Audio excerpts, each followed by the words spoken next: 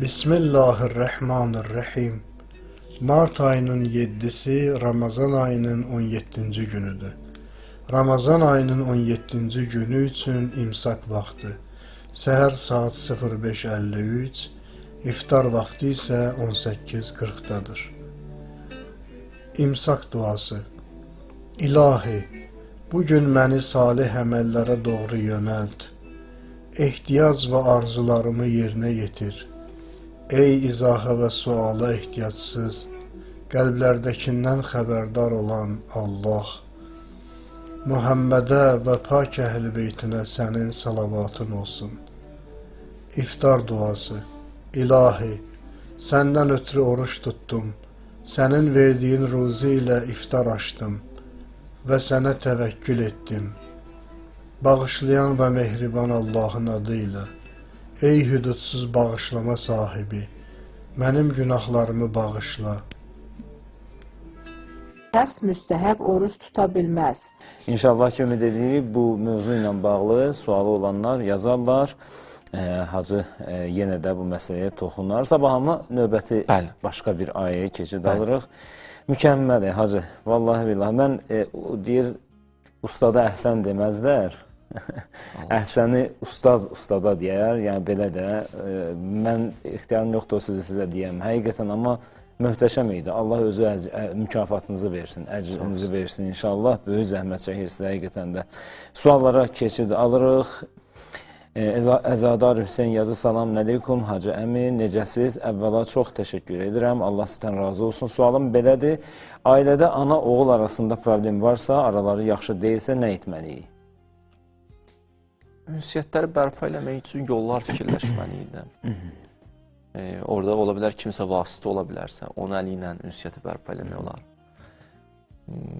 Yaxşı olar, burada bir oğul, övlad addım atsın, yəni daha hətta ananın bir xətası da olsa bir tər addım atsın. Münasib vaxtda, məsələn, demək olar ki, anaya, mən sənin bu cür nə istəmirdim eləyəsən deyən, aramız bax buna görə pozuldu. Amma yenə də ana övlad addım atsın və bərpa eləsin, uzatmasın, çox saxlamasın ki, ziyanını özü də çəkəcək, ailə də çəkəcək. Bəli. Hacı, bəzən olur bir sıra narazılıqlar, təbii ki, hamı razılıq eləyəsi deyil, heç onu gözləmirik də, amma bəzən olur ki, məsələn, bu tip suallara narazılıq bildirirlər ki, bu dini verilişdir, niyə dini suallar olmur, bəzən ailə məsələləri olur filan. Bax, bunlar nə sözüz? Yəni, buna daxı din bunlar haqqında söz deyib də. Dindən kənar mövzular deyil ki, ana, ata ilə bağlı o qədər mövzular var, övlad tərbiyəsi ilə bağlı nə qədər sözlər var, Quranda nə qədər ayələr var. Qurandan kənar mövzular deyil ki, Quranın əhatə elədiyi, dinin əhatə elədiyi mövzular. Bəzi gənclər olur, Hacı, əllər hər bir şeydən üzülür. Məsələn, indi bir neçə sualları da göndərmişlər ki, bax, bu suallar dinə aid deyil filandır. O, baxıram, gənclərin problemidir də, məsələn, ailə məişət problemləri ilə əlaqədar və s. Yəni, bəzən olur ki, gənclər əli üzülür hər bir şeydən, nəsə bir dərdləşmək istəyir. Yəni, oturub proqramı izləyir, yəni istəyir dərdini bildirsin, ona dərdinə çarə tapsın da. Bunu qınamaq lazım deyil. Ya yersiz sual demək olmaz buna və yaxud səviyyəsiz sual demək olmaz. Bu insanlar insandırlar da. Biz burada akademik bir dərslər keçirilmir burada, akademiya deyil bura, ümumiyyətlə. Sahada insanlar var, avam insanlar var, savadlı insanlar var, akademik bilgilərə sahib olan insanlar var bizim izləyicilər arasında. Hər an bir sualı var, biz insanları qınaya bilmərik. Və məsələn, belə deyək də, bəzən sizdən tövsiyə istəyirlər. Məsələn, uşaq sözə baxmır, uşaq və s. bu kimi. Siz danışırsınız bir, belə deyək də, bir ruhani kimi. O övlada dinlədir onu sonradan və yaxud da dinləyir onu, təsir qoyur, təsirə malikdir bunlar, bu qaçılmaz bir şeylərdir. Böyük sözünə qulaq asırlar da bəzən olur. Yəni tövsiyə edərdi ki, bəziləri... Əlbəttə, onlar da suallar müxtəlif olur, cavab vermək də bizim boynumuzdadır. Bəzilərimiz o sualları artıq bilirik, ola bilsin, biraz deyilir ki, niyə bu sual verildi və yaxud bəziləri üçün qarşı tərəfin problemi çox kiçik görsənir axı. Yəni, hərənin öz dərdi özü üçün çox böyükdür, belə bir deyim də var, həqiqətən elədir. Sizə kiçik görsənə bilən hadisə onlar üçün böyük bir dənə problemdir. Bəli. Orada ilişib qalıblar, ona görə o sualı verib həllini tapmaq istəyirlər. Onu da normal qarşılamalıdır da, yəni səbirlə əlbəttə. təmkinlə. Yəni insanları həm də aşağılamaq olmaz ki, bu səviyyəsiz sual verdi, filandır. Olur, hər müxtəlif olur və bəzən də bizim adminlər o sualları göndərirlər. İnsanların qəlbini qırmamaqdan ötürü biz də onları səsləndiririk, hacı da mümkün qədər cavab verir. Amma təbii ki, bəzi suallar var, efirə uyğun olmadığı üçün onun üstündən keçilir. Bu da başa düşüləndir. Möhtəsə yazı salam hacılar, həyatda gözəllikləri görə bilmək və hər çətinlikdə Allah'a şahid etməmək üçün nə etməliyik? Necə Həzrəti Zeynəb xanım kimi hər hadisədə yalnız gözəlliyi görüb səbirli ola bilərik? Dünyaya olan baxışımız dəyişilməlidir. Biz dünyaya niyə gəlmişik, onu bilməliyik. Dünya hədəf deyil, yoldur, onu anlamalıyıq. Dünyaya biz gəlmişik və dünyanın mahiyyəti çətinliklərdən ibarətdir. Bunu ilə barışmalıyıq. İnnəkə kadih ilə rabbikə kədhəm fə mulaqihi. Yəni, sən çətinliklərə qatlaşmalısan. Sadəcə dünyaya olan baxışlarımız yanlışdır. Gözləntilərimiz yanlışdır. O gözləntilər də görməyəndə artıq insan sıxılmağa başlayır. Amma əvvəldən başa düşsək ki, yol budur. Həyat budur və çətinliklərdən ibarətdir. O çətinliklər bizə o qədər də ağır gəlməz. Başa düşürsünüz? Və normal qarşılamalıyıq bu cürünə və başa düşməliyik ki, Allah bu dünyanın sistemini elə qurub ki, çətinlikdən sonra asan gəlir, asanlıq gəlir və insanın da kamala o cürünə gedir, yetişir. Yəni, rahat olmayacaq, elə əziyyətlərə qatlaşırsan gibi yetişirsən. Bu bir məsələdir ki, düzgün baxışımız olsa dünyaya, ondan sonra bu məsələni rahat da qəbul etmiş olaraq və bir də dünya həyatımızın hamısı deyil, həyatımızın bir hissəsidir, deyərdim az hissəsidir. Həyatımızın okeana bənzətsək, o okeandan düşən bir damladır dünya, bir qətrədir dünya. Sənin həyatın davam edir. Həyatın bu qətrədən ibarət deyil. Sən əbədi bir varlıqsan, bitməyəcəksən, qutarmayacaqsan, tükənməyəcəksən. Sən xalid kəlməsi işlənib, əbədi bir varlıqsan. Və bunu da bu cürünə baxdıqdan sonra başa düşürsən ki, o da bu dünyanın özü əbədi deyil. Çətinlik də adətən bir müddətli olur, qısa bir müddət olur. Bu cürünə həm həyata olan baxışımız düzəlsin və dünyanı düzgün təhlil edə bilsək, o çətinliklər müəyyən qədər asanlaşar bizə.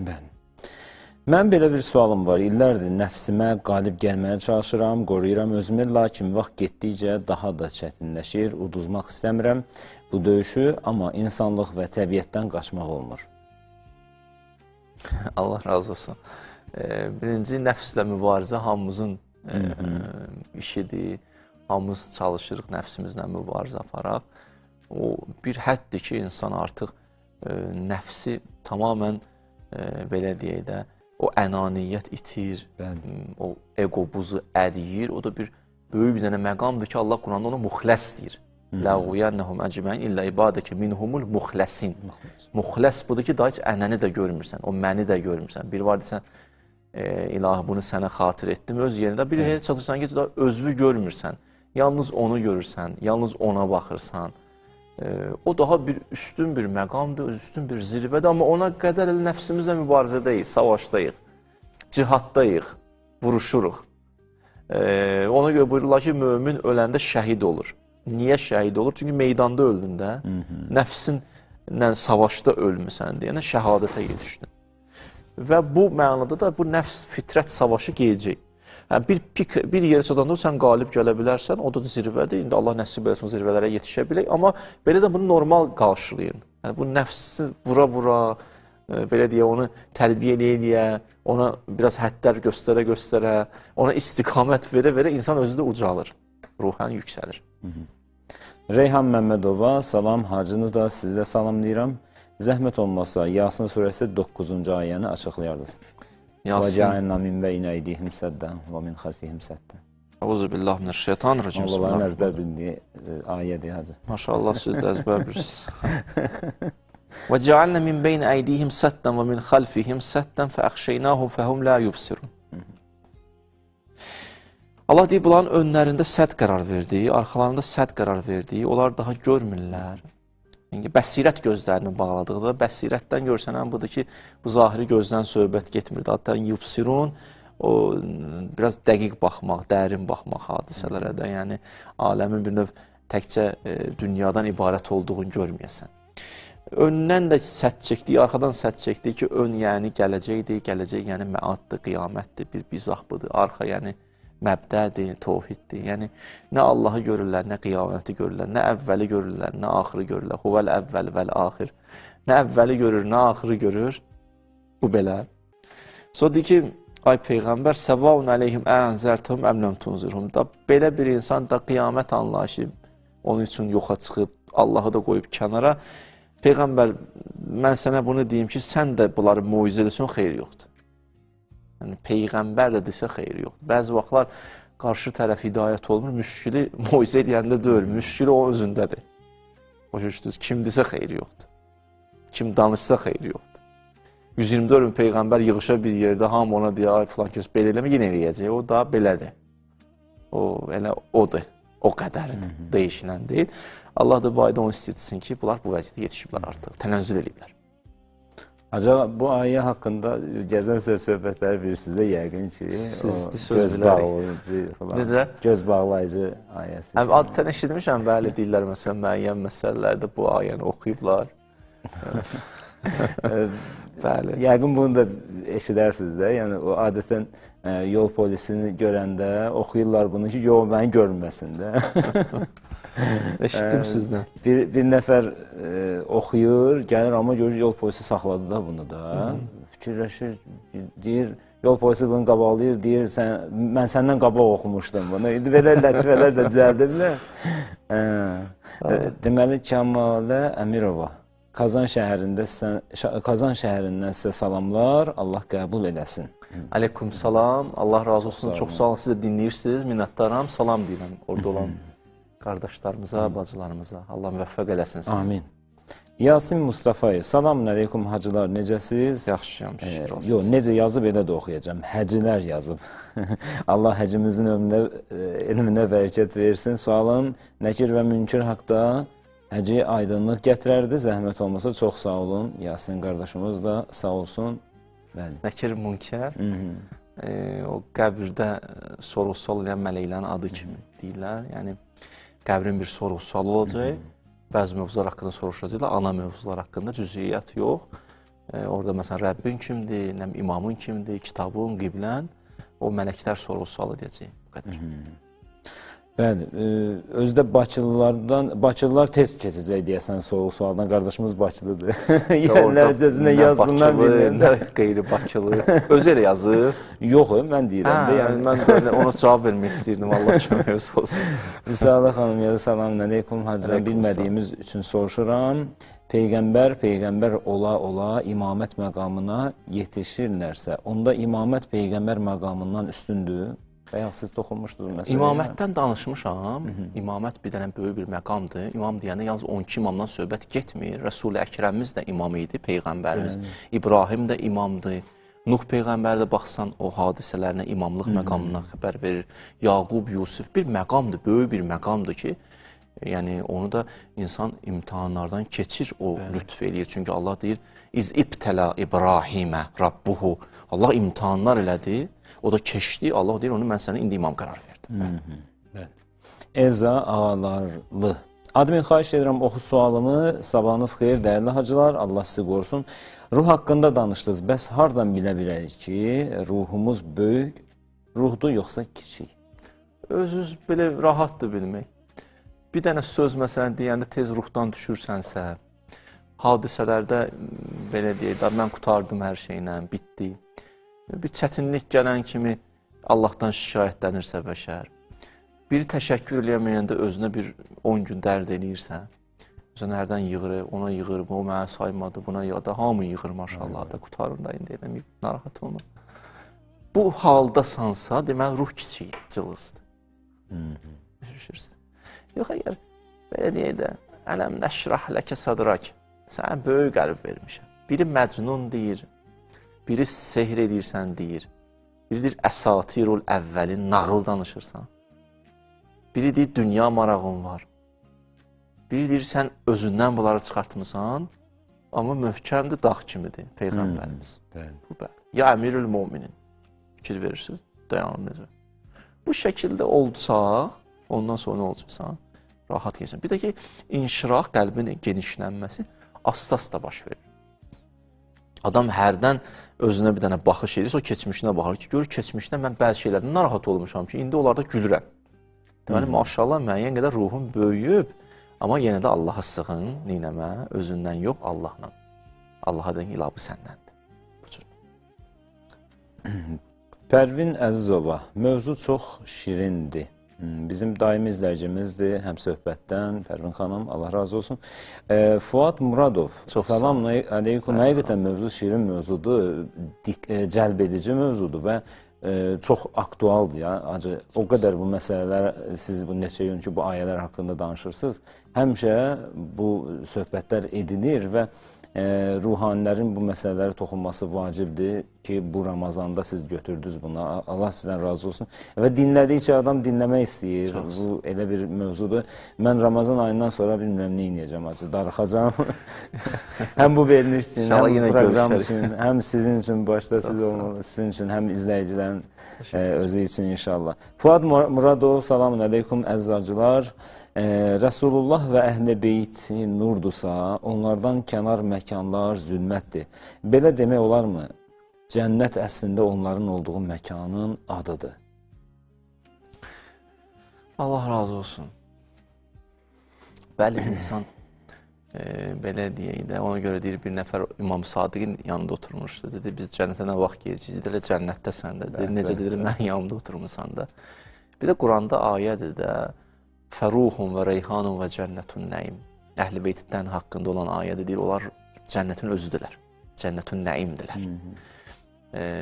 Bəli, insan bir yerə yetişir ki, sanki elə onun olduğu yerdə, ayaq qoyduğu yerdə Xızır kimi yaşıllaşır. Xızır Xəzradan götürülüb də, Xəzra yaşıllıqdır da, yaşıllıq həyatı simboliz edir də. Yəni Xızır ayağını hara qoyarsa, ora həyat verər. Orada həyat tapar insan. Adam da var, hara gəlir, orada görürsən, hüzur var, aramlıq var. Orada ilahi söhbətlər var, orada insan özünə dönüş edir, orada elmə maraq yaranır, insan Allahı sevməyə sevgisi artır, gəldiyi yeri dəyişir. O da oradan da bir cənnət yarada bilir də. Ya da hədisdə var, İzə rəaytum rozatun min riyazil cənnə fərtəu fiha. Harada cənnət bağı gördünüz, qaçın oraya. Dedilər, harada ora? Dedi, iman əhli yığışdığı bir yer. Ya bir yerdə var, hədisdə gəlib ki, zikr olunan yerlər. Harada ki, orada zikr olunur Allah, ora cənnətin özüdür də. Dünyanın özünü batininə fırlatsan, ya cənnətdir, ya cəhənnəmdir də. Oradakı günah, pisliklər, şər varsa, ora cəhənnəmin özüdür. Yaxşı. Yox, orada ki, insan Allah kəlamı varsa, orada ilahi eşq varsa, orada bir cəmiyyətə fayda varsa, xeyir varsa, ora cənnətin özüdür. Bu cür nə yanaşa bilərsiniz? Hacı, görsən bir məclisdir. Hər özü üçün danışır, 2 nəfər, 3 nəfər danışır bir-biri ilə filan. Çox sönük bir məclis olur da. Yemək, təamlar da var. Amma bir də görsən ki, bir istəkli, sevimli biri, ya ruhani biri qapı açılır, girir içəri, hamı qalxır, salavat filan, şövq. Məclis nə qədər dəyişir, nə qədər gözəl olur. Və ya bir bağçadasan, gözəl bir yerdəsən, gəlsən, görsən ki, orada insan olmasa, o güllərin, çiçəklərin nə mənası var da, məsələn, düzdür mü? Düz. Nə mənası var? O bağa, gülüstana gözəlliyi verən insandır. Bəli, cənnətə də elə o, siz demiş də, gözəlliyi verən insandır, amma hansı insan? Mən kimi, məsələn deyirəm də, ora insanlar, siz... O elə bağı Gülüstanda yaradan bağbandır ya. O da bir insandır. Gözəl, çox gözəl. Sual da gözəl idi. Sizin verdiyiniz cavab da möhtəşəm idi həqiqətən də. Bir anlıq özümü cənnətdə hiss elədim. Siz deyirsiniz, sonra deyirlər. Allah razı olsun. Xədicə Rüstəmova, salam gözəl hacılar. Hədislərə görə Həzrəti Əbülfəz ağanın övladları olubmu? Əbülfəz ağanın var. Hətta Ümmülbənin 2 balasının əlindən tutur, Həzrət Zeynəbi qarşılayır da, soruşur orada, deyir, Hüseynimdən nə xəbər? Deyir, Hüseyn şəhid oldu, onda deyir, balasının sığal çəkir başından, deyir, başın sağ olsun, yetim qaldın. Deyir, mən də elə bir övlad böyütməmişəm ki, o sağ gəlsin, Hüseyn şəhid olsun. Mən elə övlad böyütməmişəm. Bəli, Əbəlfəzin o 2 də balası var idi və o 2 bala ilə anası, Əbəlfəzin anası xanım Zeynəbi qarşıladı və heç orada o ananın əzəməti də bu idi ki, öz balası yadından çıxmışdı, Hüseyni dərd eləmişdi. Ona görə çox dəyərlidir bu insanlar. Oğlun soruşmur. Cavan oğlun, özü də necə, Əbülfəzl kimi oğlun soruşmur. Tək də oğul deyildi, Ummul Bənindir. 4 balanı da soruşmur. 4 oğlu itirən ana demir orada ki, mənim o 4 oğlumdan nə xəbərdir, Hüseynimdən nə xəbər. Yəni, mənim 4 dənə balamın 4'ü də Hüseynə qurban olsun. Əsas sizsiz. Belə analar var. Belə analar var ki, Əbülfəzl kimi evlatları böyütür. Tarix yazıb, hacı. Ümmül Bənin tarix yazıb.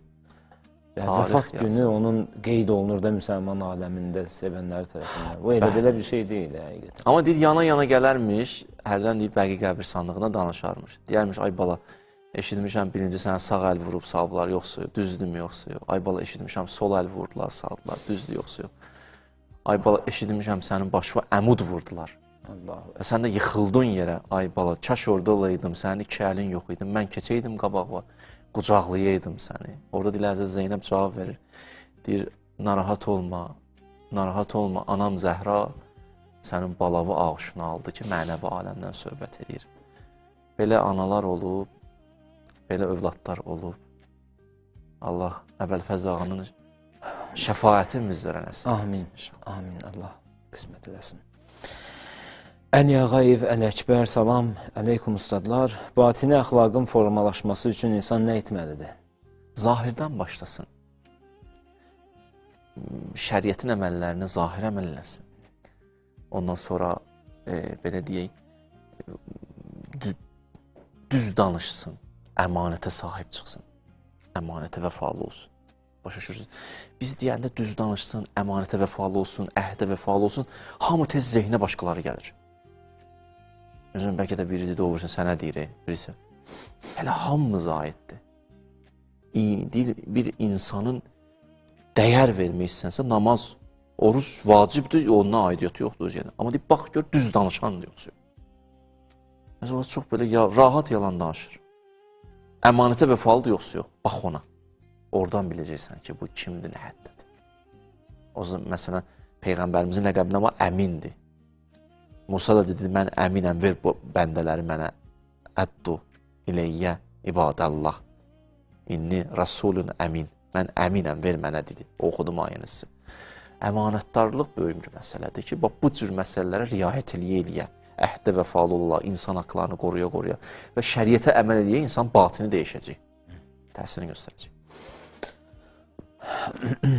İlham Ağa Rızayev, Əssalamu aleykum hacılar. Yasin surəsi 11-ci ayəni açıqlayardınız, təşəkkür edirəm. Yasin, bugün Yasindən deyəsən çox sual verirlər. Yasin 11-ci ayə düzdür.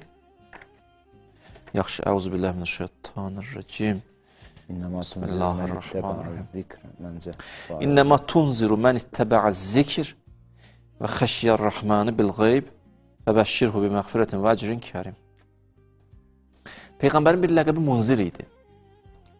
Nəzir. Qorxudardı. Nəyi qorxudardı ki, yəni qabaqda sizi qiyamət gözləyir, qabaqda böyük bir dənə təhlükə var, ehtiyatlı olun. Allahın ədalət məhkəməsinə çıxacaqsınız, müğayət olun. Deyir ki, amma kimə təsir göstərir Peyğəmbər? Adam, məsələn, qorxudur bir insanı, kimə təsir göstərir? Gələ qarşı tərəfində bir mümbit şərait olsun. Deyir ki, xüsusiyyət olan, mən ittəbə'əz zikr. Zikir, məsələn, burada bir mənası Quran. O kəs ki, Quranın ayələrinə nəticə çıxardır, Peyğəmbərin bu sözü onu təsir edəcək. Və xəşyər-rəhmanı bil-qeyb. O kəs ki, rəhman olan Allahdan gizlində də çəkinir, qorxur. Fikir verin, yəni bəzi vaxtlar insan gizlində günah edir. Deyir, söz o adama təsir edəcək ki, gizlində də baxır, bilir ki, ələm ya'ləm bi ennəllaha yəra, mən səni görürəm Allah deyir. Mən bilirəm ha. O ki, həya edir Allahdan, Peyğəmbərin nəsihəti, ya bir alimin, vaizi nəsihəti ona təsir göstərəcək. Burada bir dənə məqam var, təfsirdə indi yadıma düşdü. Xəşyər-rəhmanı bil-qeyb. Həm qorxu var, həm rəhman adı. Allah hansı adını gətirdi burada? Demir, xəşyə, məsələn, İntiqam alan Allahdan qorxur, qəhhardan qorxur. Demir, xəşyə, əl-qəhharə, düzdür? Düz. Rəhman gətirir. Xişyətlə rəhməti gətirir bir yerə. Yəni, ümidlə qorxun arasında yaşamalısın. Bu ayə mesaj verir bizə qısa. Həyatınız istəyirsə tənzimlənsin, ümid və qorxu olmalıdır. Rəhman ümid, xişyətlə qorxu. İkisinin arasında hərəkət eləməlisin. Çox belə arxain olma. Həddindən artıq çox qorxarsan, özünü neynəyərsən, ziyan vermiş olarsan. Sodi fəbəşşirhu bi məğfirətin və əcrin kərim. Belə insanlara dinən, mən bağışlayacağım onları. Onlar ki, necə çıxardır muizələrdən. Onları böyük bir dənə kəramətli əcr gözləyir. Kəramətli əcr, kəramətli mükafat nədir? Bəzi vaxtlar bir insan kiməsə nəsə verir, amma onun şəxsiyyətini, belə deyək də, ehtiramı sındırır verir. Gəl götür apar. Ya cəmaat içində verir. Ya verəndən sonra elə orada danışır, burada da qardaşın olmasa neyniyərdin sən? Kaş olmayaydı elə qardaş. Vay. Heç kaş onu eləməyəydin sən. Bu qədər adamın şəxsiyyətini sındırıb adama yaxşılıq eləməzlər. 50 dəfə orada burada mən çatdırmışam sənə əlvi bir yerdə, tutar da. Allah sənə kömək olsun. Bir dənə iş görmüsən də, görmüsən də. Allah xatir gör də. Yaxşı. Mən onu adam eləmişəm, mən onu tanıtmışam. O qədər elə sözləri yox. Adam da var əcrin kərim. Allah belə əcr verir. İnsanın kəramətini də qoruyur o əcr. Kəramətli əcr. Şəxsiyyətinə xələl gəlmir. Elə verir ki, qarşı tərəf çox rahatdır da, yəni şəxsiyyətinə zərrə qədər xələl gəlir. Məsələn, bəzi vaxtlar adam bir sədəqə verə bilər, bir ehtiyacıya. Lazım ne gəldiysən ki, bu sədəqə də götür verdim sənə. Götür verdin, hani verdim bu sənə. Ürəyində bir sədəqədir, onu sundurma da şəxsiyyətini. Yazıq axı elə bir adamdır ki, o utanır. O cür nəyini, kasıbda ehtiyacı var. Elə ki, onun kəraməti itməsin. Bəzi vaxtlar ehtiyaclı insanlar əlindən tuturlar. Elə əl tuturlar ki, mən hərdən görəndə ürəyim ağrıdıram, kaş heç götürməyədin sən onu. Sənin kəraməti qorumadı ki, heç. Məsumlara baxın həyatına, pərdənin arxasından bəzi vaxtlar verib. Qaranlıqda gedib qapını döyüb. Demirəm, aşkarda heç verməyiblərə, o kəramət prinsipini qoruyublar. Allah o cür nədir? Əcri verəndə kəramətli verər. Sənin o şəxsiyyəti və alicənablığı qoruyar. Bu cür nə verər? Əbu Muhammed, salamün aleykum, Qədr surəsindəki keçən ruh və mələklər barədə məlumat verərdiniz, zəhmət olmasa. Yəsəlunəkə ən ruh. Yox. İnna ənzəlnəhu fi leylətil qədr və mə ədrakə mə leylətul qədr. Leylətul qədr xeyrun min əlf şər, tənəzzəlül mələkətu və ruh. Bir belə izah veriblər, ruh mələkdən ayrılıb, xüsusi qeyd eləməklə Cəbraili məqsəddə tutublar. Bir qrammatikada belə deyirlər də, xas bə'dəl am. Ümumi bir söz deyilir, sonradan xüsusi də qeyd olunur. Məsələn, Allah Teala deyir, mən əhl-i beytə lütf eləmişəm, xeyir əməlləri neynəyənlər, icra eləyənlər, əlbəttə onların özlərinin səyi, zəhməti özləyən. Sonra deyir ki, onlar bir dənə xüsusi qeyd vurur ki, namazı bərpa eləyərlər, zəkat verərlər. Burada Allah Teala elə bir ümumidən sonra xüsusi nöqtəyə toxundu. Bəzi vaxt biz çağırırıq kimlərisə, deyirik, hamımız gəlin, sonra deyir, filan ki, sən də gəl. O filan ki, onların içində var, amma xüsusi neynədik? Qeyd elədik. Mövzu nə idi? Nə sual verdilər? Mələklər və ruhlar. Mələklər üçün Cəbrail də var, ruh xüsusi qeyd olunub. Bir izah budur. Bir dənə də fərqli bir izah var ki, ruh, deyirlər, insan nəfəhtu fihi min ruhi, Allah bir ruhumdan üfürdüm deyir, bu bir məsələ. Bu müftədir. Bir dənə də ruh var ki, Allah deyir, əyyədəhum bir ruhim min. Mən başqa ruhla sənə kömək eləyərəm. Burada iki dənə ruh olmur insanda. Sadəcə olaraq adi ruh böyüyür, olur ali ruh. Əyyədəhum bir ruhim min. O ayəyə baxsız deyir, kətəbə fi qulubihim əl-imanə. O ali ruhu kimə verirəm? İmanında möhkəm olan insanlara, yəni səy göstərənlərə, çalışanlara. Yəni insan ki, imanını möhkəmləndirməyə çalışır, elə bir sanki ikinci ruhu Allah verir ona. İkinci ruhu verəndə nə baş verir? İkinci ruhu Allah ona verəndə sanki adi ruh aliləşir. İki ruh olmur, o ruh aliləşir. Və Quranda bir ayə var, Allah Teala buyur, İstəcibu lillah və lirrasul izə dəakum lima yuhyikum. Allaha və Peyğəmbərə qulaq asın ki, onlar sizə həyat verir. Lima dəakum, İstəcibu lillah və lirrasul izə dəakum lima yuhyikum. Yuhyi nədir? Həyat verir. Kim həyat verir? Quran və Peyğəmbər bizə həyat verir. Oldu. Deməli, həyat verirsə, burada həyatın mənası nədir? Burada ali həyatdan söhbət gedir. adi həyatdan söhbət getmir. Gəlir Peyğəmbər məni adi həyatdan ali həyata qaldırır. Görünən budur ki, o əyyədəhum bi ruhim min haçan baş verir biz Qurana və Peyğəmbərə və o xəttə, imamət xəttinə qulaq assaq. Ona görə Quranı götürürük, başımıza qoyuruq, imamların adını çəkirik. Bunlar ikisi bizə həyat verir bu öz yerində. Və əslində Peyğəmbər bizə nə gəldi verdi? Həyat verdi də. O həyatı bizə bəxş edildi. Ondan sonra dedi ki, la əsəlukum əleyhi əcrən illəl məvəttədə fil qurbu. Mən sizi ki, diriltmişəm, həyat vermişəm. Bunun müqabilində əhl-i beytə məhəbbət istəyirəm. Çünki siz diri qalasınız, bundan sonra da bu diriliyiniz davam eləsin, daha uca məqamlara yetişirsiniz. Əhl-i beyti sevgi olmasa, eşq olmayan yerdə həyat olmaz. Əhl-i beytə məhəbbət olmayan yerdə həyat da yoxdur. Ölmüş bir dənə yerdir. Və mə əntə bi musməyin mən fil qubray Peyğəmbər. Bəziləri ölüb, xəbəri yoxdur. Ona deyən lazımdır, kişi ölmüsən. Yadından çıxıb ölüb. Yaxşı. Xülasə, burada da ki, ayə var, deyir, mələklər gəlir və ruh gəlir, qədir gecəsi. Allah sanki istəyirsin ki, o ali ruh gəlir ha gecə, oyaq qalın, onu qarşılayın, dirilin, yeni bir ali bir həyata qədəm qoyun.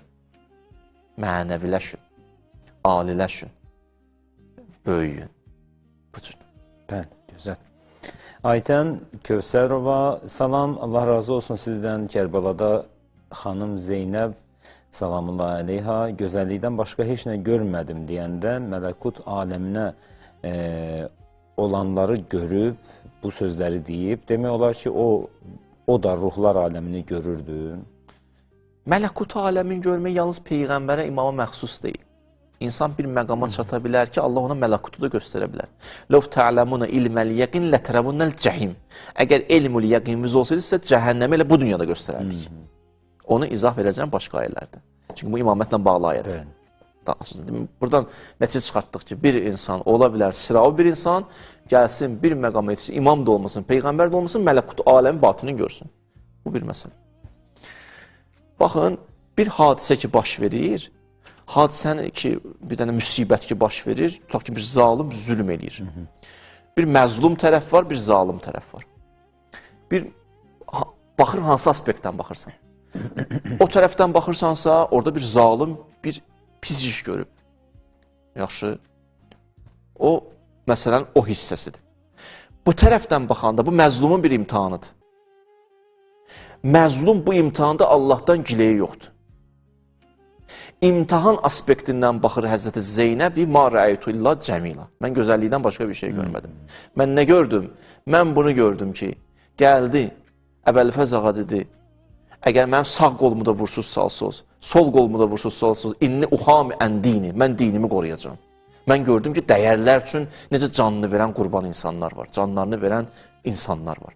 Mən bunu gördüm ki, necə İmam Hüseyin üçün pərvanə olan, həllət və finaik, öz canını qurban verən səhabələri gördüm. Mən onu gördüm ki, Həbiblə, məsələn, Müslüm ibn Öfsüzə necə bir-birinə İmam Hüseyini tapşırır. Mən onu gördüm ki, İmam Hüseynin qucağında Əli Əsqər şəhid olanda zərrə qədəri gileylənmir. Dihavvənə aleyyə. Mən səndən razıyam, ya Rəbbəl aləmin, çünki sənin qarşındadır. Bilirəm, sən mənə baxırsan deyənə ağramam. Mən bunu gördüm. Mən qətilgahda Hüseynin o səslərini eşitdim. Rizəm bi qəzaik, təslimən li əmrik, la mə'budə illa sivak. Mən səndən razıyam, mənim səndən gileyim yoxdur. Mən bu səhnəyə baxanda dedim, ma rəaytu illa cəmila. O tərəfə baxanda Allah lənət eləsin ona. O tərəfi budur, bu tərəfi budur. Bir hadisə baş verib, orada bir zalim tərəf var, bir məzlum tərəf var. Məzlum imtihan eləyir, imtihanla üzləşib, zalim zülm eləyib. Zülmə lənət, amma bu məzlumun bu imtihanına ma rəaytu illa cəmila. Hadisəyə hansı aspektdən baxırsan? Həzrəti Zeynəb, o Kərbəlanın iki dənə səhifəsi vardı, biri ağ səhifə, biri qara səhifə. Qara səhifənin qəhrəmanları belə deyək, bu birisi mənada Yeziddi, Şimirdi, Ömər Səddi. Amma bu tərəfin qəhrəmanları Hüseyndir, Əli Əsqərdir, Həbibini Məzahirdir, Əbəlfəzdir. Ağ səhifəyə baxır, deyir, ma rəaytu illa cəmila. Gözəlliyi görmüşəm. Belə. Ölümü şərbətdən şirin bilən uşaq orada. Bu gözəllik deyilmi? Əhla minəl əsəl. Deyir ona ki, bala, deyir, ənə fi mən yuqtəl. Elə bilmirəm, Allah necə dəyişdi mövzumuzu elə Əhl-i Beytin müsibətinə. Bəlkə də istəyir bugün evlərimizdə elə Əhl-i Beytdən bu cür işitilsin kəlamlar. Deyir, Qasım gəldi, yandı İmam Hüseynin qabağında, dedi, əmi, dedi, bəli, ənə fi mən yuqtəl, ölənlərin siyasında, şəhidlərin siyasında varam yoxsa yox. Bala, keyfəl mot indək, ölümə münasibətin necədir? Əmi, əhla minəl əsəl, baldan şirindir. Sənin yanında can vermək mənə baldan şirindir. Dedi, onda bala hazırlaş. Çətin bir gün sənə gözləyir. Gözəldir. Bunun bu danışığı gözəldir. Elvin Babayev, salam hacı, namazı öz dilimizdə qıla bilərikmi? Xeyr, namazı öz dilimizdə qıla bilmərik.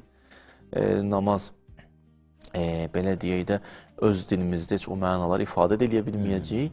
Namazı Allah Taala bizə vacib eləyib, belə o şəkildə də qılmalıyıq, o cürdən də Allahın ünsiyyət qurmalıyıq. İzah vermişəm bunu, ona görə çox qalmadım. Leyla yazır, salam, sabahınız xeyr, Allah sizi qorusun. Mənim sualım 24 ildir, əlil qızıma tək baxıram. Məni görən deyir, sənin yerin cənnətdir. Hacı, doğrudan da mənim çəkdiyim əziyyət cənnətlə mükafatlandırılarmı? Sözsüz ki, əziyyətlər, o çətinliklərə dözmüsünüzsə, səbirli olmusunuzsa, ilahi o buyruqlara da əməl eləyirsinizsə ki, şükür olsun Allah eləyirsiniz, Allah sizə o cənnəti lütf eləyər. Allaha sığının, Allah o balavuzə şəfa versin, səbirli, təmkinli olun, Allah öz nəzərində saxlasın sizi. Bəli.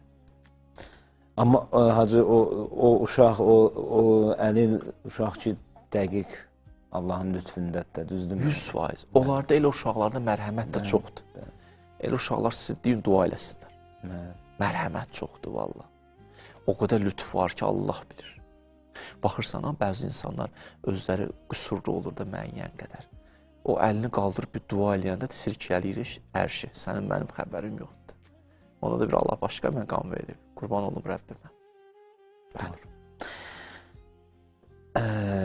Ayşə, salam hacı, Allahın harda olması haqqında Quranda və ya hansısa mənbələrdə məlumat var. Biz niyə dua edəndə əllərimizi göyə açırıq? Mən deyirəm ki, Allahın yeri bilinmir, amma bəzi insanlar mənə qarşı çıxır. Allah və huvə məkum eynəmə kuntum, hər yerdir. Amma belə bir cisim deyil, materiya deyil. Göydə olsun, filan günü gəlir, yerə düşür, edir, belə şey. Allahı şəkilə salmaqdır, o Allahı təhrif olunmuş dinlərdən süzülüb gəlib bu cürə yanaşmaq olmaz. La tudrikul əbsardır, gözlər onu görə bilməz. Leysə kəmisli şeydir, onun tay bərabəri yoxdur. Allahu səməddir, tam ehtiyatsızdır. Hər yerdədir. Fəynəmə tuvəllu fəsəmmə vəchullahdır. Üzvara çevirsən, onun əsmasını görərsən. Vəchullahı görərsən. Bu cürlə. Mirzə Hüseyin Qasımov, salam hacılar, Quranda biz əmanəti göylərə, yerlərə, dağlara verdik. Onlar imtina etdi, amma insan onu boynuna götürdü deyilir. Hansı əmanətdən söhbət gedir? Müxtəlif cavablar verirlər. Bir deyirlər, əmanətdən məqsəd Qurandan söhbət gedir. Quranı bir əmanət kimi verdik. Bir söhbət deyirlər, insanlıq məsuliyyəti ki, ona verdik. O əmanəti götürsün. Oradan imtina elədi, əba elədi. Əba kəlməsi var. O izah verərəm indi. Bir deyirlər, xəlifətullah məqamıdır ki, kamil insan nümunəsi olmaq. Çünki xəlifətullah nə mələk ola bilir, nə cin ola bilir, nə yer ola bilir, nə mələk, nə fələk, heç bir dənə yeganə insandır ki, nə dağ götürə bildi, nə daş götürə bildi, nə mələk götürə bildi, nə cin götürə bildi, insan götürdü. Orada əba kəlməsi ki var, iki cürdür əba. Bir şeytan üçün gəlib, əba və istəkbərə. Allah dedi, ged səcdə ilə Adəmə, əba. Təkəbbüllü ilə, o kimdir mən ona neyim? Səcdə eləyim. Bir dənə də əba burada keçib, burada mənası nədir? Burada nəyin ki, yer, göy dedim, mən eləmirəm, Allaha qarşı çıxdı. Yer, göy, yəni mən bunu eləyə bilmərəm. Bu mən eləyə bilmərəm, bu yük mənim yüküm deyil. Və bir də bunu belə izah verirlər ki, biz yükü deyilsə Allah ona niyə dedi? Bu bir izahdır. Nəyin ki Allah onları dedi, onları inkar elədi. Allah istəsin ki, yerli, göylü deyil bu məsələ. Biz ərdən demirik, mən filan kəsə desəm də eləyə bilməyəcək. Yəni o baxırıq, deyirik bu elə bil didim, o dedi eləyə bilməyəcəm. Hərdən deyir ki, sən dinləndə bəlkə alınacaq. Deyir, valla elə bil dedim. O dedi, yox, alınmayacaq. Yəni nə yerli idi bu məsələ, nə göylü idi bu məsələ. Bunu insan həml elədi. Sonra da orada deyirsən, zəlumən cəhula keçirdi. Yadında qalan ayə dostlar atsalar. Deyir, insan həqiqətən zalimdir və cahildir, nadandır. Bir bunu pis mənada izah verilir, yəni insan üçün pis mənada ki, bu boyda ona bir şərait yaradıldı, o getdi zülm elədi, həddini aşdı və nadanlıq elədi. Bir də buradakı zəlumla cəhulun mənası budur ki, o ayədə. İrfanı bir izah verir, atdılar, hən zəlumən cəhula, şükür Allah, düz demişəm. Və hamələ hələ insan innəhu kənə zəlumən cəhula. Zülm nəyə deyirlər? Zülm həddi aşmağa deyirlər də. Bunu bir müsbət mənada izahı bu olub ki, insan ki, gəlir bir məqama çatır, deyirəm. Bu bir həddir. Burada dayanmamalıdır. Çünki kamal yolu bitmir axı. Bu həddi keç. Gəl çatdı bu məqama dayanma. Keç. Ol bu mənada yaxşı mənada zalım. Yaxşı mənada hədd daşır. Cəhuldakı yəni bu birisi mənada qafil kimi götürüblər. Yəni Allahdan siva elə bir gözünü hər yerdən yumub mərkəzlənib ona. Bir dənə belə bir izah veriblər. Bu biraz başqa izahdır. Bəli. Fəəbeyna. Yalçın, aha. Keçmişdi, o əbanı izah verdi. Davam edin. Yalçın Amanov, salam, mən 3 ildir saçımı uzadıram, psixoloji problemlərim var, özümü yaxşı hiss etmirəm, illərdir, hamı məndən narazıdır. Sizinlə danışmaq istəyirəm, sizin xətriniz mənim üçün çox əzizdir. 16 tamamdır yaşım. Yaxşı, mənlə danışmaq istəyirəm. Onu gözlə Ramazan ayını çıxardım. İnşallah nömrəni götürsünlər, göndərsinlər. Deyirlər, sizə versinlər. Xəbər edirlər orada və xahiş edirəm də götürün. Ramazandan sonra danışaq. Baş üstə əlimizdən gələn nədirsə eləyər inşallah. Kəmalə Ələkbərova, salam, mən namaz qılmıram, amma hər il orucumu tuturam. Namaz qılmaq istəyirəm, amma cavanam, körpə uşaqlıyam deyə qorxuram, çatdıra bilmərəm. Qılıb yarımçıq saxlayaram, bundan qorxur. Tutduğum oruc qəbul olarmı? Orucu tutun. Yəni, orucunuz öz yerindədir. Oruc bir dənə başqa bir vacibdir. Amma bu mənada yanaşmıyor. Məsələyə bu cürlə yanaşmağınız düşündüyüm qədər yanlışdır. Yəni, övlad olsa da belə gün ərzində bütün günü 24 saat övladımıza baxmırıq da. Başqa, məsələn, qonaq gedirik, çölə çıxırıq, dükana gelirik, başqa işlər görürük, yemək pişirirsən. Onun da kəndarında 25 dəqiqədə namaza vaxt ayırmaq olar gün ərzində. Ayırmaq mümkündür. Sadəcə olaraq bəzi vaxtlar insanın gözündə elə məsələ böyüyür ki, elə bilir ki, bunu bacarmayacaq, eləyə bilməyəcək. Məsələyə bu cürlə baxmayın. Başlayın, ondan sonra gözləyirsiniz ki, namazsız yaşamaq olmur. Çətin bir şeydir. Bəli. Deməli, şərab içmək günahdır ya haram? Maraqlı bir sualdır. Həm günahdır, həm haramdır, hələ günah da haramdır. Şərabın haqqında danışmışam, izah da vermişəm. Şərab Quran konkret haram deyib. Onlar ki, deyirlər, deməyib, deyib. Bir deyib, fəcdənibuh, çəkinin şərabdan. Min əməli şeytan. Şeytan əməlidir, çəkinin. Çəkinin özdə konkret nəhi deyirlər də, üsul elmində. Üsulda deyirlər ki, bir qayda var, deyirlər, əmr vacibi çatdırır, nəhidə haramı çatdırır da. Allah sənə bir əmr edirsə, ilkin nəticə budur ki, dinəməlisən, o icra eləmək boynundadır. Və burada fəçdəni bu, çəkinin ondan da, bu artıq sənə bir qadağa eləyirəm bunu. Bir fəçdəni bu deyir, bir min əməli şeytandır, şeytan əməli deyir. Bir yerdə deyir, ismun, günahdır. Bir yerdə deyir, hərrəməl ismə, ismi haram eləmişəm, orada ayədə deyir. Yəni, konkret deyir, haram eləmişəm. Haram da eləmişəm deyib, günah da deyir, çəkinin də deyir, şeytan əməli də deyir. Nə qədər desin Allah Taala. Bitdi də bu. Və yeri gəlmişən, hacı, bəzi insanlar, təbii ki, inanmıram elə o auditoriya olsun bizim aramızda, amma hər halda da, məsələn, bəziləri sual verir ki, əgər özünü yaxşı apara bilirsə də, indi bu çox var da bunun üstündə, elə düşünənlər var ki, mən içirəm özümü yaxşı aparıram da, mənə halal. O dünyada ola bilər bəlkə də özünü yaxşı aparsın, amma mələkut aləmindən baxanda görürlər o özünü yaxşı aparmır da. Mələklər, insanın axı bir təkcə bu bədəndən ibarətdir, bir ruhu da var da. O içkinin nəkcə bu bədənə yox, fizioloji bədənə yox, ruha da təsiri var. Ruhda işin görür. orada özünü yaxşı apara bilmir. Orada məhrumdur. Başa düşürsünüz? Biz təkcə bu dünyadan ibarət deyir ki, düzdür, ola bilər bəzi vaxtlar, məsələn, içki içirir, məsələn, olsun, biraz sevincək olur, pul çıxardır ona verir, deyir. Bəlkə də elə təhlil edir də. Yox, sən məsələn, bu tərəfinə bax ki, o ruhuva nə qədər təsirin qoydu. Ruhu bulaşdırdı. Rits də gəlib, ritsun min əməli şeytan, mən elə biləm, ayı göndərin mənə, hə, göndərmişsiniz, sağ olun. Rits də gəlib, ritsun. Rits nəyə deyirlər? Ruhun çirkinliyinə. Liyusib ənkumun ritsi ayəsini izah vermişdim, ritsi. Rits çirkinliyidir, ruhu bulaşdırır, çirkli eləyir, pis vəziyyətə qoyur. Başa düşürsünüz? O daha mələkut aləmində sən bax günən gör, bu ruh nə günlərə qaldı. Ona görə orada yaxşıdır vəziyyət, heç yaxşıdır. Allah tövbə eləməyi nəsib eləsin. Qardaşlar, ay cavanlar, özünüzü qoruyun. Ay o cavanlar ki, heç dilinizə deyməyib, heç deyməsin. Qoruyun özünüzü, valla. Şükür olsun Allah'a. Bir sorudan adamın özünə də zövq verər ki, ilahi, mən bu haram heç bir dəfə də olsun dodağıma değmədi. Hə, indi onlar ki, da içib, onlar tövbə eləsə də gecdir. Onun da bir nə qədər faydaları, bərəkətləri var ki, sağ olsun deyir Allah Teala ki, sən qayıtdın və dönüş etdin. Və uşaqların ən yaralı yeri, qorxduğu bir yerdir. Daha bunu deyək, sonlandıraq, duanızı istəyək.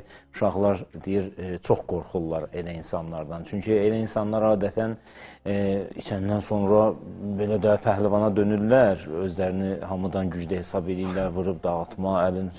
Deyir, uşaqlar həmişə onlardan qorxarlar. Deyir, heç olmasa o uşağı, yəni bütün o günah falan, öz yerin, o rizsün falan, bu öz yerində. Amma bir də o uşaqlar, o fidan bağların o qorxmasına səbəb olursa insan, əgər o ata və yaxud da digəri. Mən deyərdim ki, elə çirkinliyin başında elə bu gəlir də, düzdürmü hacı? Bəli, hacı, duanızı eşidə inşallah. Qutarır, hə? Qorusun, bəli, buyurun. Allahümmə inna nəs'əlukə və nəd'uk, bismikəl əzizil ə'əzzəm, əl-əcəllil əkrəm. Allah sənə and verəm izzəti və cəlalı və kərəmi və rəhməti və mərhəməti və bu əllər ki, sənin dərgahıva qaldırmışıq. İlk əvvəl duamız İmam Zaman əleyhissalamın zuhurunu təcil elə. Amin. Allahım, bağışlamamış bizi bu aydan çıxartma. Amin. İmanla yaşamağı, təqva ilə yaşamağı bizlərə nəsib elə. Amin. İlahi, axırımızı, aqibətimizi xeyirli qərar ver. Amin. İlahi, nəslimizdə əhl-i-beyt düşməni qərar vermə. Amin. İlahi, bizi Qur'andan, Hüseyndən, əhl-i-beytdən ayrı salma. Amin. Ya Rabbel aləmin, xəstələrimizi tezdən şifayı acil inayət elə. Övladı olmayanlara övlad nəsib elə. Subaylarımıza gözəl ailə nəsib elə. Ailə müşkül onlara. Müşküllərin tezdən həll elə. Amin. Borcu olanların borcların verməkdə onlara yardımcı ol. Evsiz qardaşlarımıza ev nəsib elə. İşsiz qardaşlarımıza iş nəsib elə. Amin. İlahi, o kəslər ki, dua istəyiblər o qardaşlarım, bacılarım. Onların dualarını onlardan qəbul elə. Ekran qarşısına əyləşənlər var. İlahi, onların da səndən istədikləri var, duaları var, hacətləri var ki, sən bilirsən nə istəyirlər. Sənə and verirəm izzət və qardaşlarımın, bacılarımın dualarını qəbul elə. Amin. Şəhidlərimizi Kərbəla şəhidlərinə məşğul elə. Amin. Onların ailələri, yaxınları, balaları, övladları qəlblərinə hüzur və aramlıq nazil inşallah. Amin ya Rabbel alemin. Allah dualarınızı qəbul eləsin hacı. Ömrünüzə bərəkət versin. Əziz və hörmətli izləyicilər, sabah görüşərik inşallah. Hər gün eyni vaxtda namazdan 1 saat öncə inşallah xidmətinizdəyik. Allah qəbul eləsin ibadətlərinizi, sağ olun.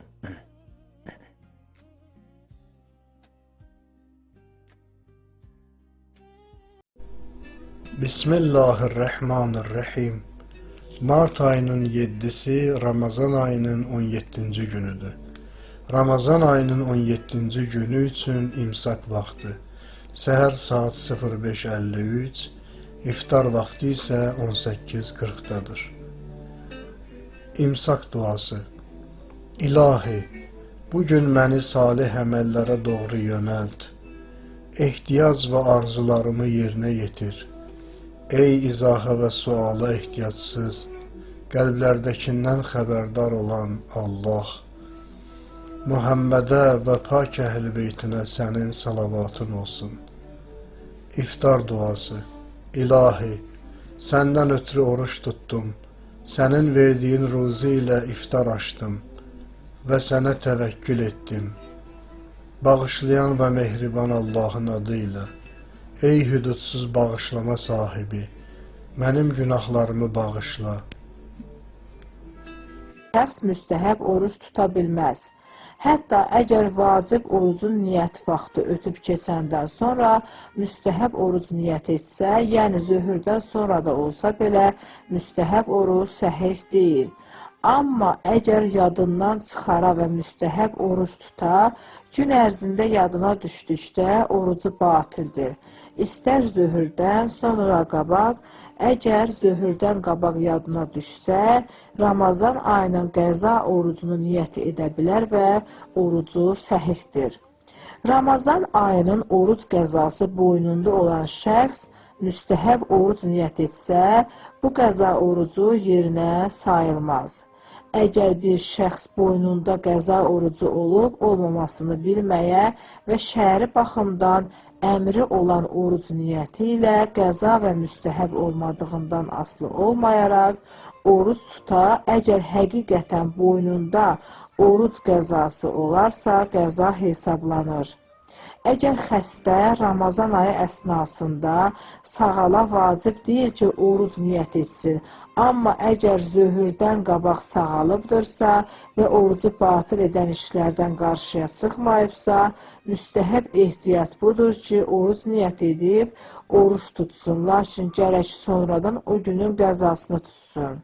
Əgər insan şəkk edə ki, Şaban ayının axırıdır və Ramazan ayının əvvəli, yövmüşşək, oruç tutmaq vacib deyil və əgər oruç tutmaq istəsə, Ramazan orucu niyyəti edə bilməz.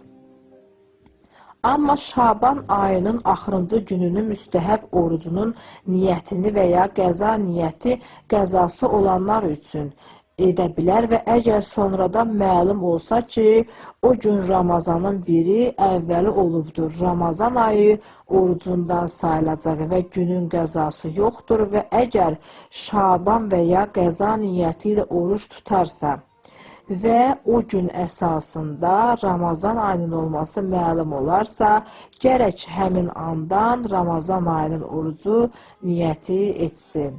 Niyyətin davamlı olması. Vacibdir ki, orucun niyyəti axıradək arası kəsilmədən davam etsin. Niyyətin davamlı olması pozanlar bunlardır. 1. Oruc niyyətini kəsmək, belə ki, günün əsasında niyyətdən dönə və ya artıq orucu davam etmək məqsədi olmaya, orucu batil edir və ikinci dəfə niyyət etməyin faydası yoxdur. Amma gərək məğrib azanadək orucu batil edən şeylərdən çəkinsin.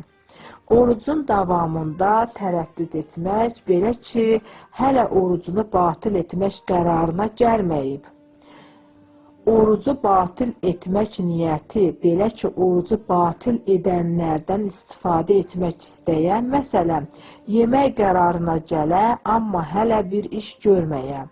İkinci və üçüncü yerlərdə vacib ehtiyat budur ki, orucu sona çatdırsın, sonradan qəzasını da tutsun. Bu dediklərimiz vaxtı müəyyən olan vacib oruclara aiddir. Ramazan ayının orucu kimi və ya müəyyən bir günün nəzir orucu kimi, amma müstəhəb oruclarda və vaxtı müəyyən olmayan vacib oruclarda belə deyil. Yəni, əgər orucu sındırmaq qərarına gələ, niyyətdən dönə, amma orucu batil edən işlərdən heç biri baş verməyə, sonradan zöhrdən qabaq müstəhəb oruclarda qürubədək yenidən niyyət edərsə, orucu səhihdir. Şəriət hökmləri, mərcəyi təqlid Ayətullah Üzma Seyyid Əli Hüseyin Xameyninin fətvaları əsasında hazırlanmışdır.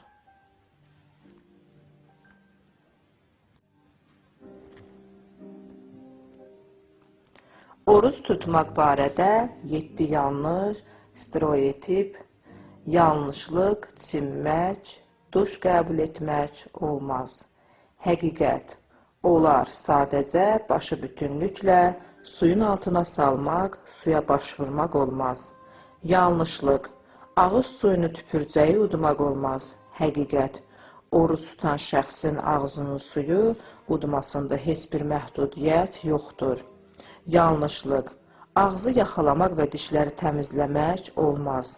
Həqiqət, Olar sadəcə diqqət etmək lazımdır ki, su boğazdan aşağı getməsin.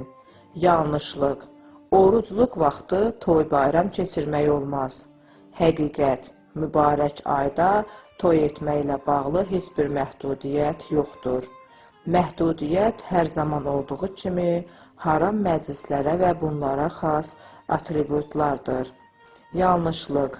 Namaz qılmayan oruc tuta bilməz. Həqiqət. Bunlar iki müxtəlif vacib əməllərdir. Lakin onlardan birinin yerinə yetirilməsi digərinin yerinə yetirilməsindən asılı deyil və bununla şərtlənmir. Yanlışlıq. Səhvən nə isə yeyəndə və ya içəndə oruc pozulur və onu artıq davam etmək gərək deyil. Həqiqət. Səhvən nə isə yemək və içmək orucu pozmur. Amma oruç tutduğunuzu xatırladığınız anda dərhal qida və maye qəbulunu dayandırmaq və qida qalığını ağız boşluğundan xaric etmək gərəkdir. Yanlışlıq. Oruç tutan iynə və peyvənd vura bilməz. Həqiqət. Bilər məhdudiyyət yalnız qidanı əvəz edən iynələrə, məsələn, qlukozaya aiddir.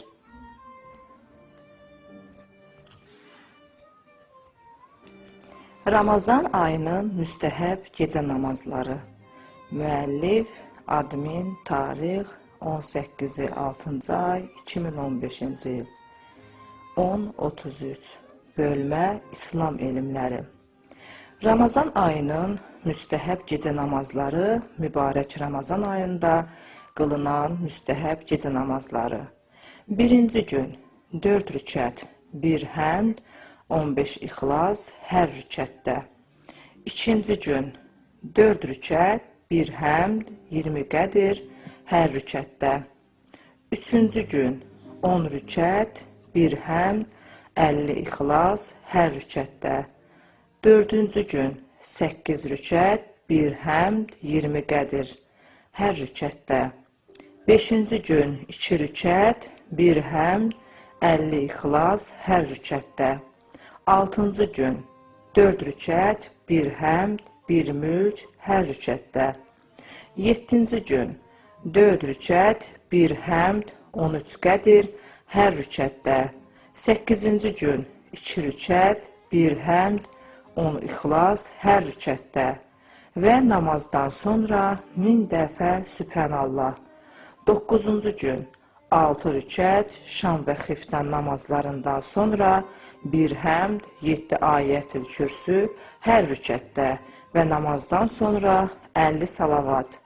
10-cu gün 20 rükət, 1 həmd, 30 ixlas hər rükətdə. 11-ci gün 2 rükət, 1 həmd, 20 kövsər hər rükətdə. 12-ci gün 8 rükət, 1 həmd, 30 qədir hər rükətdə. 13-cü gün 4 rükət, 1 həmd, 25 ixlas hər rükətdə. 14-cü gün 6 rükət, 1 həmd, 30 zəlzələ hər rükətdə. 15-ci gün 4 rükət, 1 həmd, 100 ixlas 1-ci rükətdə. 1 həmd, 50 ixlas 2-ci rükətdə. 16-cı gün 12 rükət, 1 həmd, 12 təkasür hər rükətdə. 17-ci gün 2 rükət, 1 həmd, 1 ixlas 1-ci rükətdə. 1 həmd, 100 ixlas 2-ci rükətdə. 18-ci gün 4 rükət, 1 həmd, 25 kövsər hər rükətdə. 19-cu gün 50 rükət, 1 həmd, 1 zəlzələ hər rükətdə. 20-ci gün 8 rükət, 1 həmd, 1 istənilən surə hər rükətdə. 21-ci gün 8 rükət, 1 həmd, 1 istənilən surə hər rükətdə. 22-ci gün 8 rükət, 1 həmd, 1 istənilən surə hər rükətdə. 23-cü gün 8 rükət, 1 həmd, 1 istənilən surə hər rükətdə. 24-cü gün 8 rükət, 1 həmd, 1 istənilən surə hər rükətdə. 25-ci gün 8 rükət, 1 həmd, 10 ixlas hər rükətdə. 26-cı gün 8 rükət, 1 həmd, 100 ixlas hər rükətdə. 27-ci gün 4 rükət, 1 həmd, 1 mülk, 28 ixlas da oxuna bilər hər rükətdə. 28-ci gün 6 rükət, 1 həmd, 100 ayət-i kürsü, 100 ixlas, 100 kövsər hər rükətdə və namazdan sonra 100 dəfə salavat. 29-cu gün 2 rükət, 1 həmd, 20 ixlas hər rükətdə. 30-cu gün 8 rükət, 1 həmd, 20 ixlas hər rükətdə və namazdan sonra 100 dəfə salavat. Ramazan ayının müstəhəb gecə namazları. Ramazan ayının müstəhəb gecə namazları mübarək Ramazan ayında qılınan müstəhəb gecə namazları. 1-ci gün 4 rükət, 1 həmd, 15 ixlas hər rükətdə. 2-ci gün 4 rükət, 1 həmd, 20 qədir hər rükətdə. 3-cü gün 10 rükət, 1 həmd, 50 ixlas hər rükətdə. 4-cü gün 8 rükət, 1 həmd, 20 qədir hər rükətdə. 5-ci gün 2 rükət, 1 həmd, 50 ixlas hər rükətdə. 6-cı gün 4 rükət, 1 həmd, 1 mülk hər rükətdə. 7-ci gün 4 rükət, 1 həmd, 13 qədir hər rükətdə.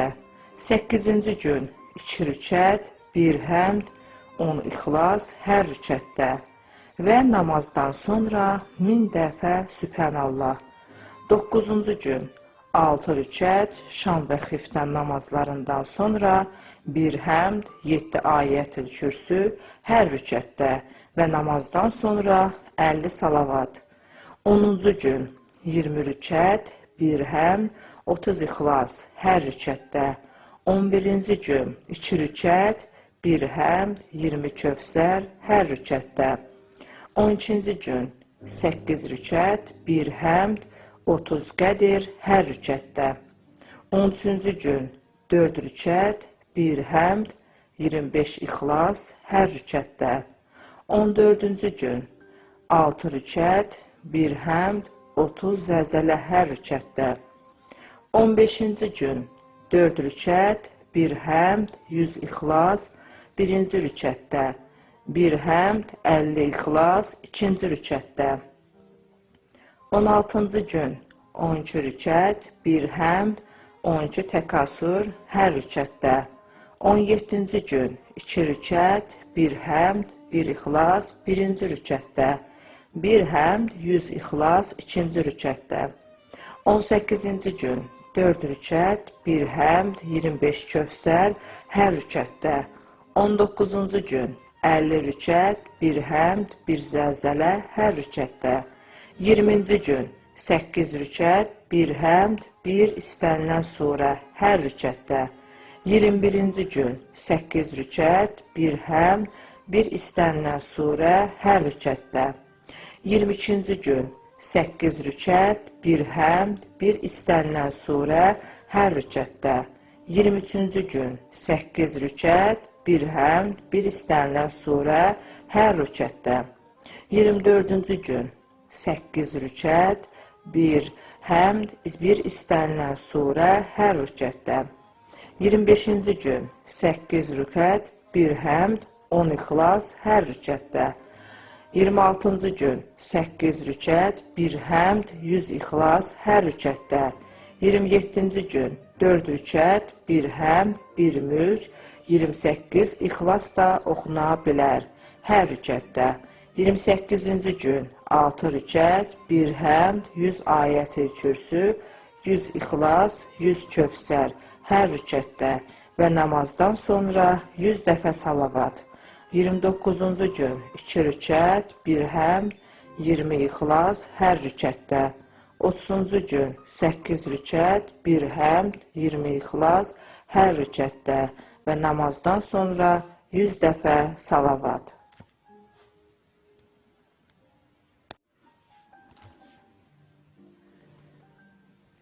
Mən nə üçün oruç tutmalıyam? 7 səbəb. 1. Çünki bu mənim yaradanımın mənə yönəlib buyuruşudur. O məni mənim özümdən yaxşı tanıyır və mənim yalnız xeyrimi istəyir. 2. Çünki bu məni daha sağlam edir. Oruc mənim orqanizmimin yenilənməsinə səbəb olur və həyat resurslarını səfərbər edir. 3. Çünki oruc mənim orqanizmimi təravətləndirir. Gün ərzində bədənimin həzm prosesindən tam dincəlməsi orqanizmin fizioloji materiyasının tam bərpasına xidmət edir. 4. Çünki oruc mənim iradəmi möhkəmləndirir. Mən heç kəsin görmədiyi və bilmədiyi bir şəraitdə belə digər vaxtlarda mənə halal olan nemətlərdən könüllü və şuurlu olaraq imtina edirəm. 5. Çünki oruc məni daha mərhəmətli olmağa sövq edir. Mən imkansızların halını duymağa başlayıram. O kəslər ki, yemək istəyirlər, amma yeməyə imkanları yoxdur. 6. Çünki oruc mənim psixoloji yenilənməyimə xidmət edir. Mənim dayanmağa, düşünməyə, ötüb keçmişləri və gələcəyi yenidən dəyərləndirməyə imkanım olur. 7. Çünki oruc məni başlıca məramıma, kamil insan olmaq məqamına yaxınlaşdırır. Zira oruc vücudu intibahın ən mühüm elementlərindəndir.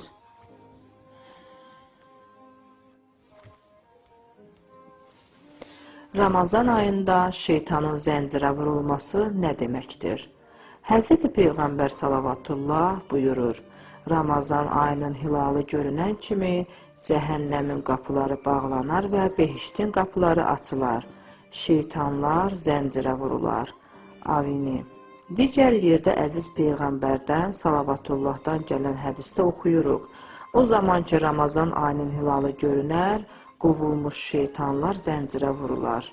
Bu hədisi İmam Baqir əleyhissalam öz cəhdindən nəql etmişdir. Hz. əleyhissalamın nəqlinə görə Hz. Peyğəmbər salavatullah o zaman ki Ramazan ayının hilalını görərdi, üzü qibləyə dayanıb buyurardı. Allahım, bu ayı bizim üçün əminamanlıq, iman, sağlamlıq, müsəlmanlıq, çoxlu ruzu, xəstəlikləri dəf etmək, Quran tilavəti, namaz və oruca yardımla yenilə. Allahım, bizi Ramazan ayı üçün sağlam saxla. Ramazan ayını da bizim üçün. Bizdən qəbul et o zamana qədər ki, Ramazan ayı sona çatar və bizi bağışlanmış olarıq.